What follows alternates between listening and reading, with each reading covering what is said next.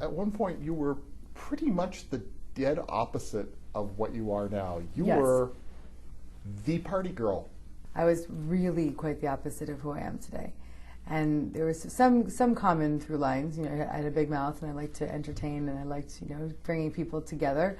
But I was really looking for my happiness in all the wrong places and really stuck in this outside perception of myself and stuck in this belief system that with this outside stuff I'll find my happiness.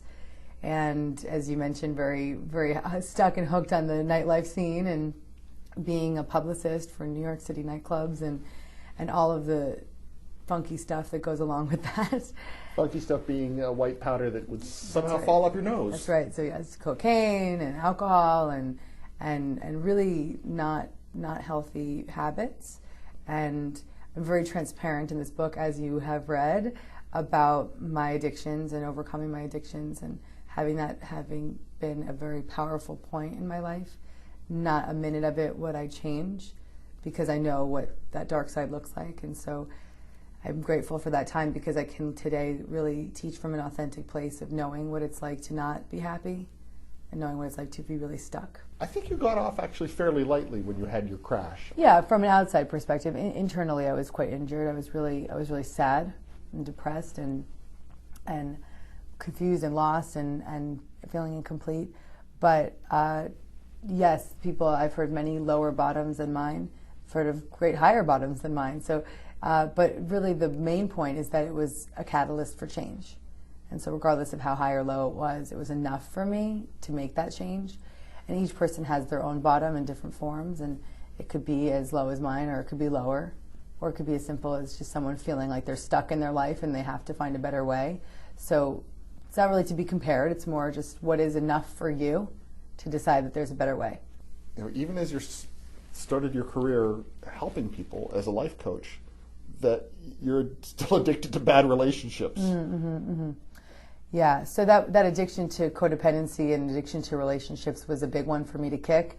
The other ones were really easy to lift. When I was ready to let go of the drugs and alcohol, it really lifted quickly because I was so tired and exhausted from that lifestyle that it was exciting to me and refreshing to me to have a healthier life. So that was easy to let go of once I made the decision to do it. It wasn't easy before that, but when I made that turning point, it was easy. And then my addictions to food really lifted after a few years of my recovery. And then that one lingering addiction of romantic relationships was really, really tough to kick, and it really turned out to be my greatest life assignment and a humongous transformation for me. And it led me to hit my knees again and really surrender and open my heart and really open up to more guidance. And through that, I found my coach, as you know, the synchronicity of how the universe plants exactly what teacher you need at what time so that you can do the work you need to do to change. And just having that willingness to change was what got me to get over that one too. You look like a teenage girl on the cover. You look like a teenage girl sitting here too. Thank you, I appreciate that. Have you intentionally geared it and written references and things so it'll aim for that teenage girl? My primary core adopter, my core audience is a 25-year-old young woman.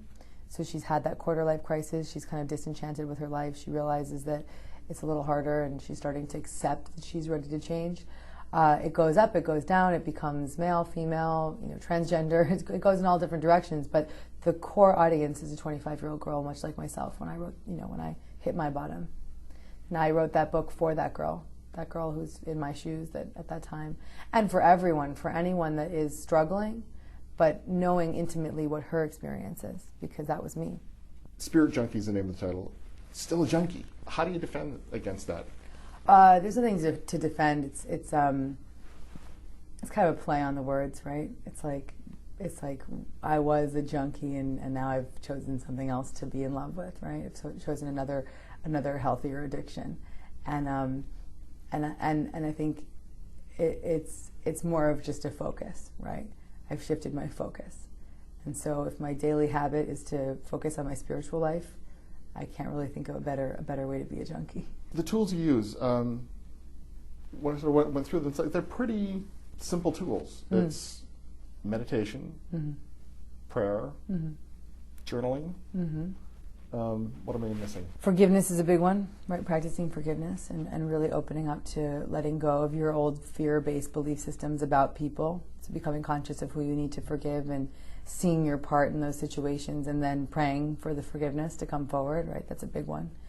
Gratitude, service, releasing judgment, releasing attack, releasing the separation between people and the specialness that we create with people, right? Starting to become conscious of our projections of others.